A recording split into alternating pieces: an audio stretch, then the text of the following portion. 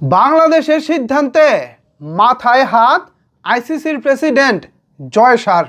আজকে Bangladesh cricket board BCB এবং ICC প্রতিনিধি দলের বৈঠক অনুষ্ঠিত হয়েছিল।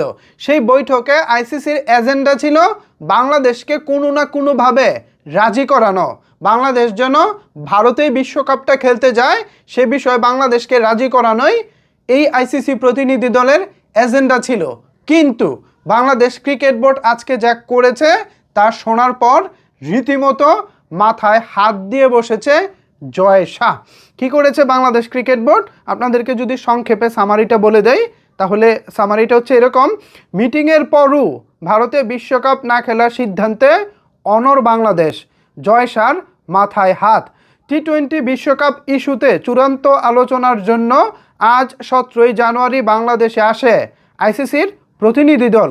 আইসিসির প্রতিনিধি বিসিবি ও ক্রীড়া মন্ত্রণালয়ের 9 সদস্যের সঙ্গে 1.5 ঘন্টার রুদ্রদ্বার বৈঠক শেষে বিসিবি থেকে জানানো হয়েছে ভারতে না যাওয়ার সিদ্ধান্তই অনড় বাংলাদেশ ক্রিকেট বোর্ড বিসিবি।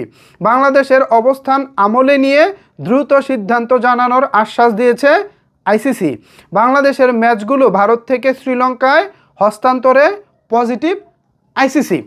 সুতরাং শেষের যে লাইনটা, এটা যদি পজিটিভ হয় তাহলে তো আসলে আমাদের কোনো প্রবলেম নাই। কিন্তু জয় শাহর মাথায় কেন হাত?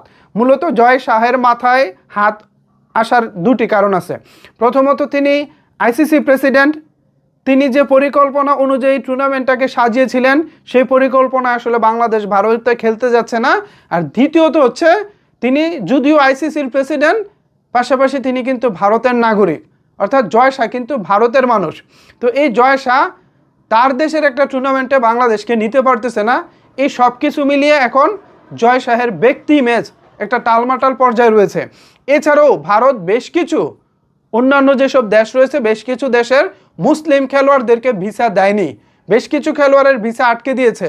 এর মধ্যে যুক্তরাষ্ট্র আছে, নেদারল্যান্ডস আছে, ইতালি আছে, এরপর হচ্ছে আরব আমিরাত তথা দুবাই আছে, আরও বেশ কিছু দেশ আছে যেই দেশগুলোর ক্রিকেটার স্পেশালি পাকিস্তানি বংশোদ্ভূত খেলোয়াড় রয়েছে, মানে তারা জন্মসূত্রে পাকিস্তানি, বাপ দাদা কিংবা কোনো না কোনো পূর্বপুরুষ হয়তো পাকিস্তানি, এই সূত্রে যারা পাকিস্তানি তাদেরকেও ভারত ভিসা দিচ্ছে না। তো এমতো অবস্থায় তাদেরকে নিয়ে একটা টালমাটাল পরিস্থিতি চলছে। আবার বাংলাদেশ নিরাপত্তাজনিত কারণে ভারতে বিশ্বকাপ খেলতে চায় না।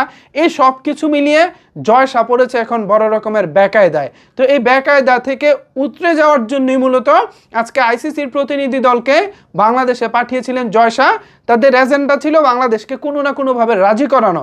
কিন্তু প্রায় 1.5 ঘন্টার বৈঠক শেষে বাংলাদেশের সরকারের প্রতিনিধি দল, এমনকি বিসিবির নিজস্ব প্রতিনিধি দল, 2-3 পক্ষ মিলে, মানে 3 পক্ষ মিলেই আজকে এই বৈঠকটি করেছে। বাট সেখানেও কোনো প্রকার কোনো সিদ্ধান্ত আসেনি।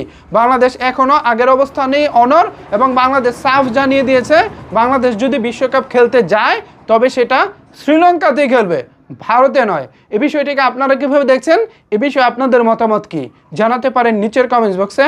ধন্যবাদ সবাইকে এতক্ষণ আমার সাথে থাকার জন্য।